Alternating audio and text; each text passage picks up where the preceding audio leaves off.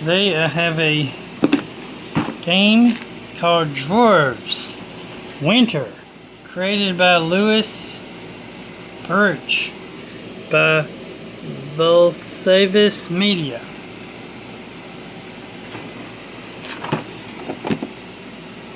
Dwarves. 1 to 4 players, 14 and up, 45 minutes. So the back looks like Battle, Gather, Prevail. Created by Lewis Birch or Burry. Dwarves Winter. You built and defended your kingdom, and now that winter is here, you need to battle the harsh elements and scary monsters. Dwarves, maybe it's DWAR7 Winter, is a hard building, worker placement, resource management game with tower defense elements in the gameplay. Each player wants to achieve their most victory points, but the only way to survive the winter is to work together. While DWAR7 Winter is the sequel to DWAR7 Fall, it is an independent standalone game that includes 64 miniatures. So it has a game board, player boards, rulebook, 64 miniatures, 108 cards, and 40 tokens. Game design and art by Lewis Birch. Game developer Konstantin Kevruk. Address, warning, company did it. Copyright 2007. And boom. Here's the book. Wow, that's a good book. Here's the board. Let's check it out. Check it out. So this is a sequel to Fall. So it makes me wonder: are they going to do dwarves? It's summertime now, so are they going to do spring and summer too? Maybe they do. I should look that up and see if they did, and then get back to y'all in a subsequent video on whether they made a all 4 seasons for dwarves. This looks like this might be the round tracker. This is the different jobs you have. It's like music. They're all musical instruments. This is cards for 1 player, 2 player, 3 or 4 player. This is how much certain cards cost. We got $1 and $2, and then we got a whole board, different places. This is X, looks like battle, so you gotta protect your base, protect the land, because it's all the island land is covered by a castle. We got woodland areas, got stone. Probably need stone to build stuff. We got farming areas. This one has sheep. And these got woods. Here's the farm. Stone. And here's the main castle. So that's the board. Board.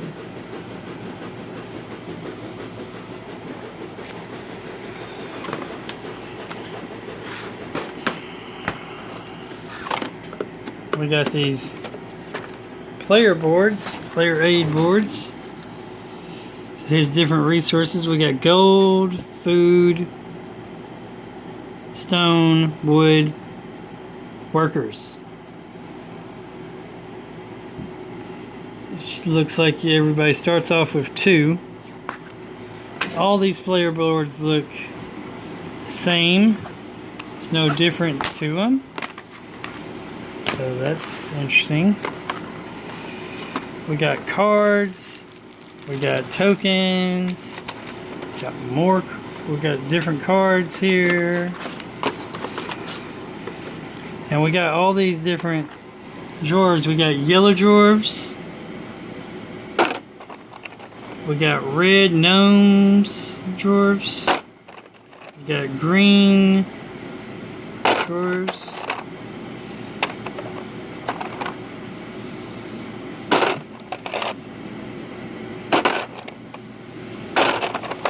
Down there on the bottom we got some blue drawers. So And they have different color, different miniatures, different pictures on the drawers. That's interesting. Let's look at the drawers. There's a bunch of them. We also have these like dragon, two-headed beast creatures, and these snow frost giants. And they're different pieces ones too, so that's kind of cool.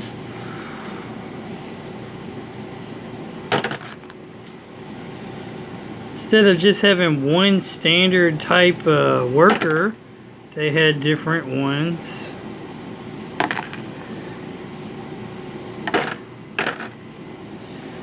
It's cool. That's different.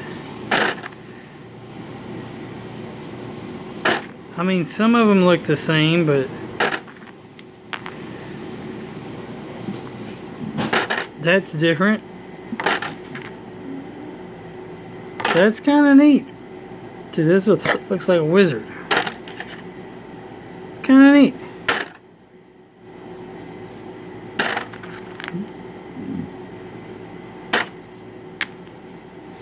It's kind of neat.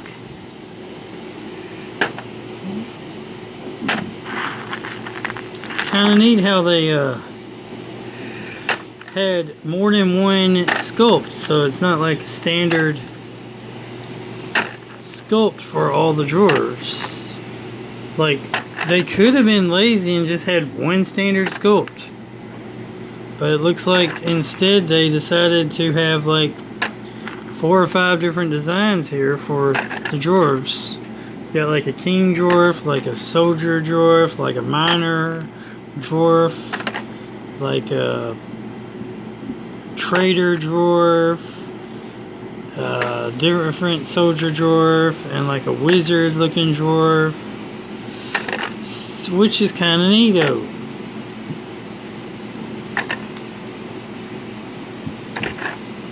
I like it. And just think, I got this one at the thrift store, and it got all this good, cool, neato stuff. Just like the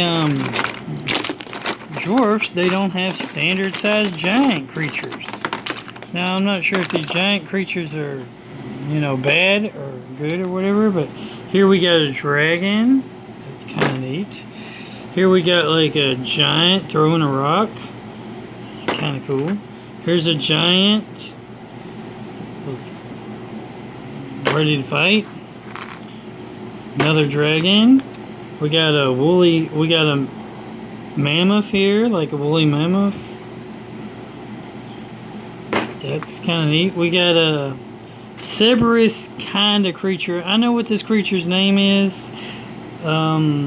It's a creature mythology. I can't think of its name at the moment. If you know, comment down below.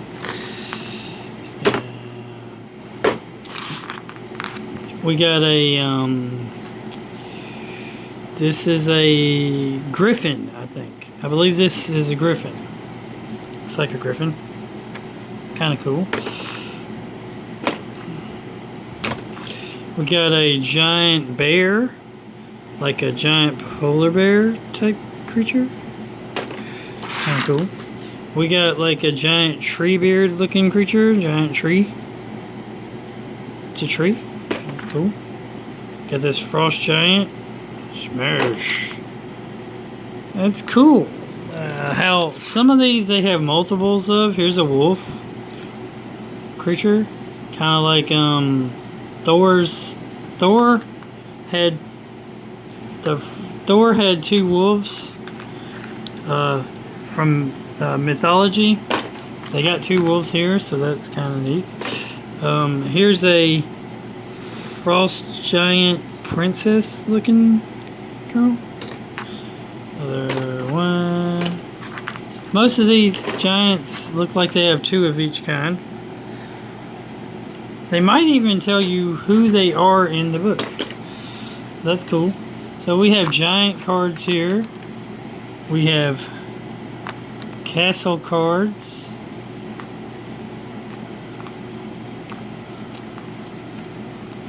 We have, looks like Kingdom cards, and we have, okay, Kingdom cards. So Giant, Castle, and Kingdom. Let's check them out. So these look like they're a type of resource cards. This is the musical instrument you have to have, and this is a conversion thing, and this is maybe how many points it's worth.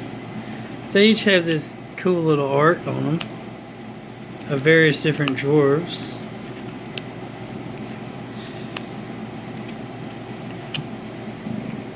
So that's cool. Neat little artwork.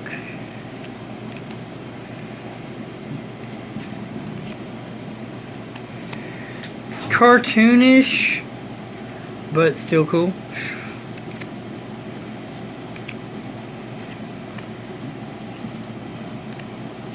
And apparently there are some repeats, but not many. It's almost as if there's no repeats, or there's just 2 of each kind.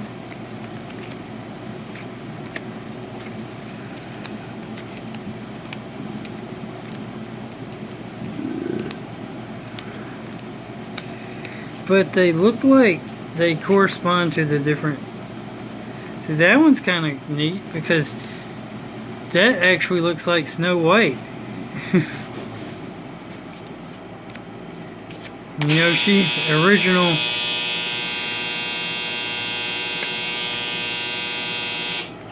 The original fairy tale of Snow White, she actually had, there was like 99 dwarves or something. There was a lot more than just the regular amount you hear about. Here's some casual-ish fortress type cards. These look like things that might be either attacking or defending your fortress. Here's like some kind of worm creature. Here's a mine. Here's some people having a snowball fight.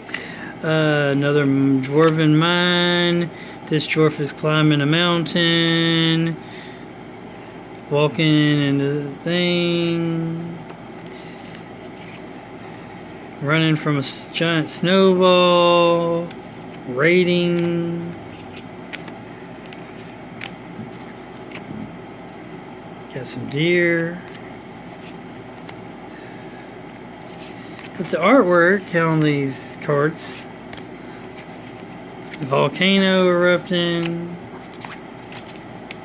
Viking-ish dwarf traveling hussies, and windmill, town's on fire. It's on fire.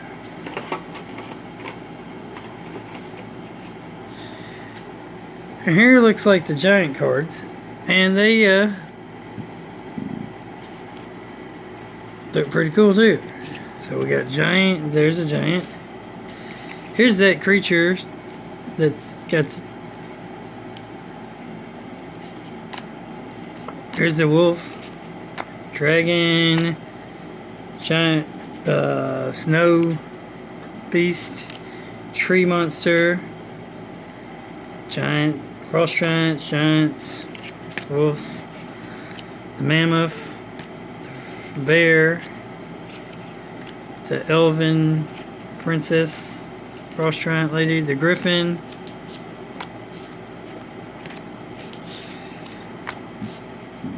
but the art is it's great art.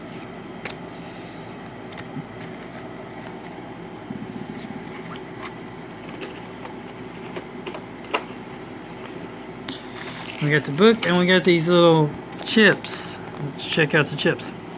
Okay, we have like snow falling down.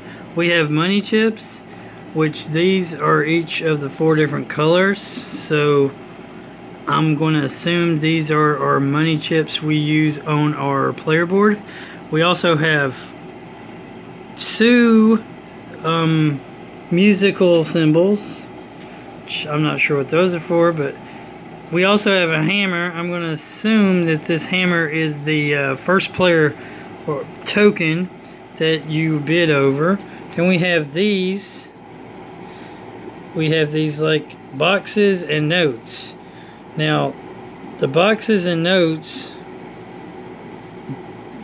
there's 2 of each color for the notes, and 3 of each color for the boxes. So they correspond to certain colors, and I'm not sure what this is. A special snowflake, and these are the regular snowflakes, not social justice warrior snowflakes. So that's the tokens and whatnot. So now we have a booklet here of the rules. Let's just flip through it. We've already seen the components, but here's a page that tells us about the components. Components are game board, the winner token, first player token. So I was right. Oh, those are disaster tokens, and they are player markers. Okay, it's supposed to be 4 music tokens. I'm missing 2 of them. So each player is supposed to have a music token. Okay, there's starting heroes. There's regular heroes, and there's disasters. Then there's 28 dwarf miniatures, and each character has each color has 1, 2, 3, 4, 5, 6, 7 dwarfs, and they each have a different type of dwarf. So there's 7 different dwarfs. There's monster cards, 16 monster cards, and there are 16 monster figures.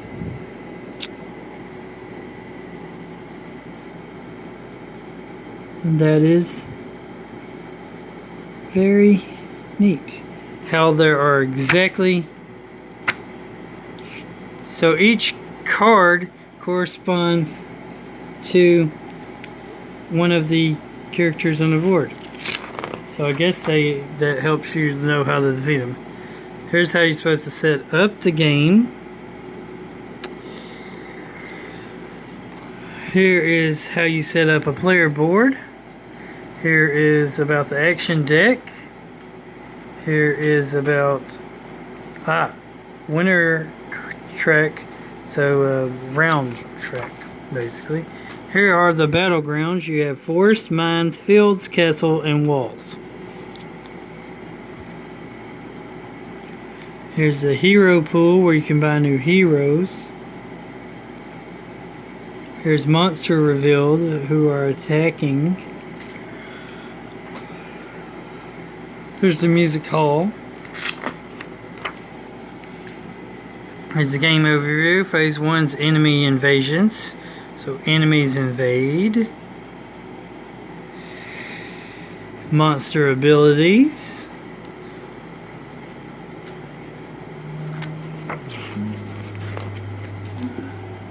Monster reinforcements. Reveal a disaster.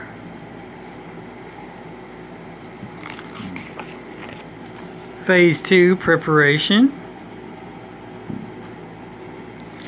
Phase 3 actions. Actions that you can do are place a dwarf, move a dwarf, or acquire a hero. Those are the 3 actions. Then also another action is you can play music.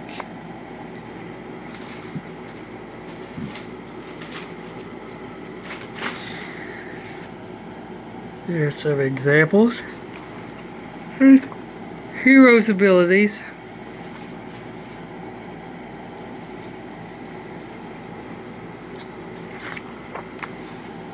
If something is broken, my hammer can fix it. If not, my axe can fix it. If not, again, mead will fix it.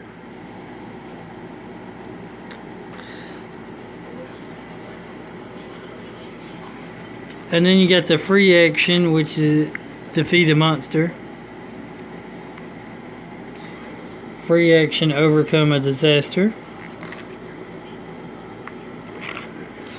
Phase 4 resolution.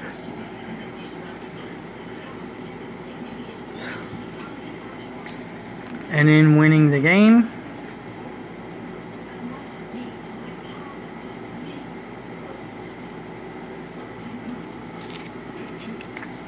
Scoring examples. Final scoring. Then there is also a solitaire variation, and there is a nightmare variation. So you can play it by yourself. Or you can play nightmare variation or bloodlust variation. Nightmare variation is if you want an even harder game on weeks 3, 5, and 7 of Brazil 2 disasters instead of 1. Bloodlust variation for each different type of monster you defeat, add 1 extra victory point at the end of the game. And then they got the legendary expansion.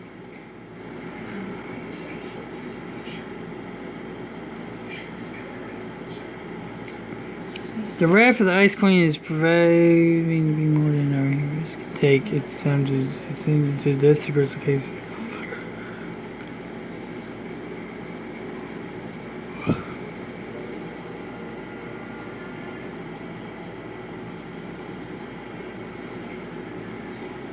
Guess this is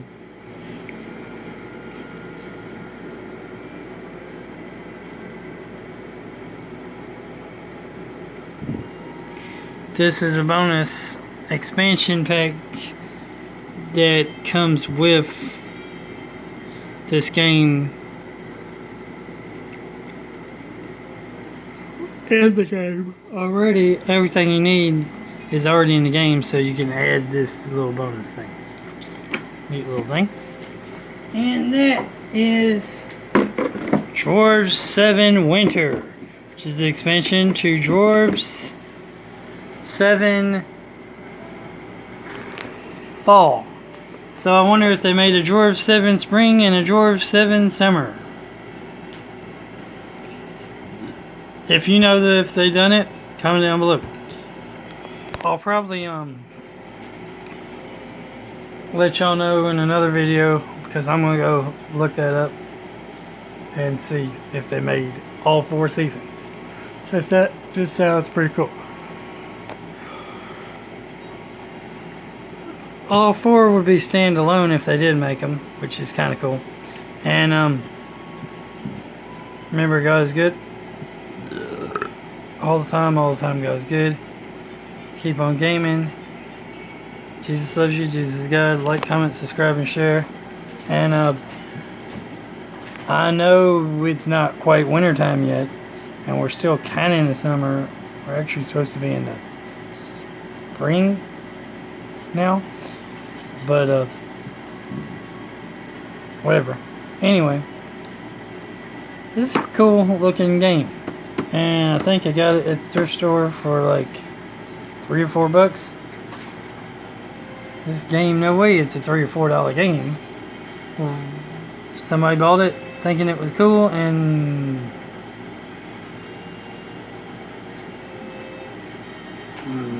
don't even look like they maybe played with it once. Maybe.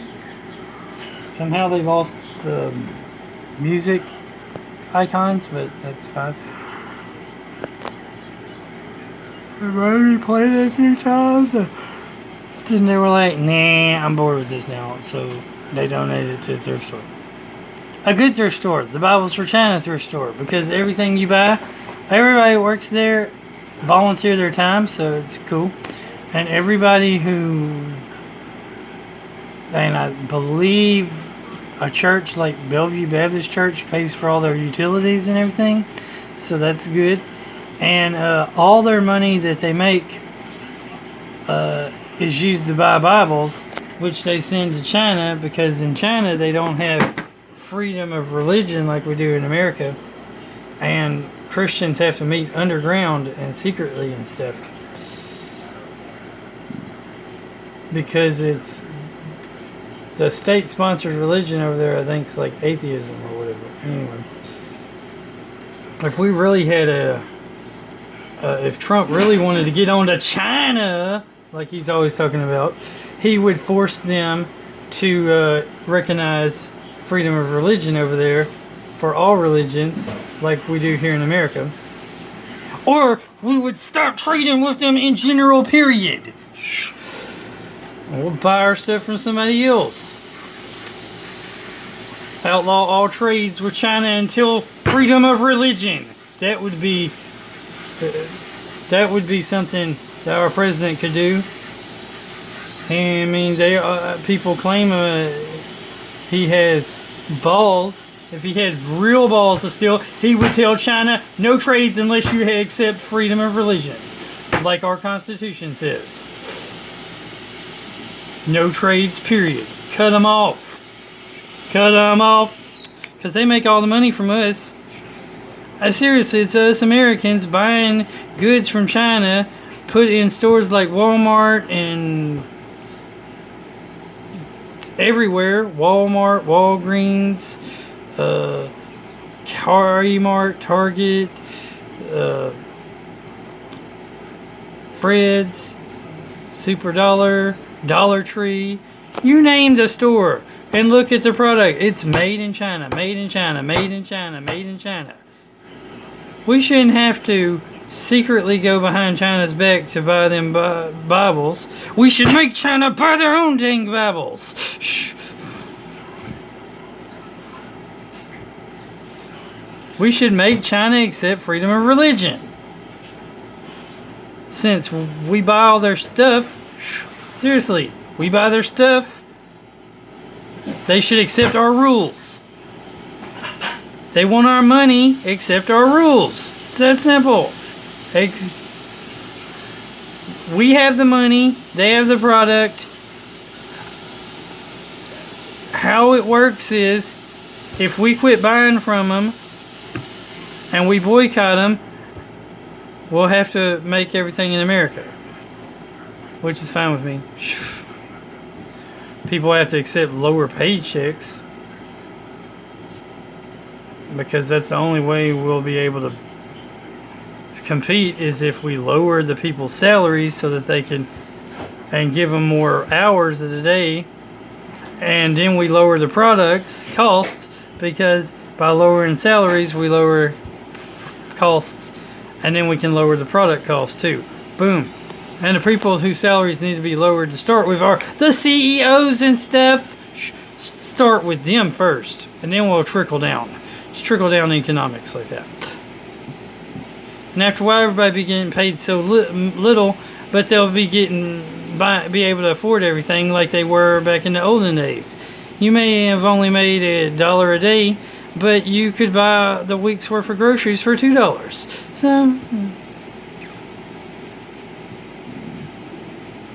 and that was just a little rant. I don't know where it came from. Anyway, this has been Dwarf's Winter.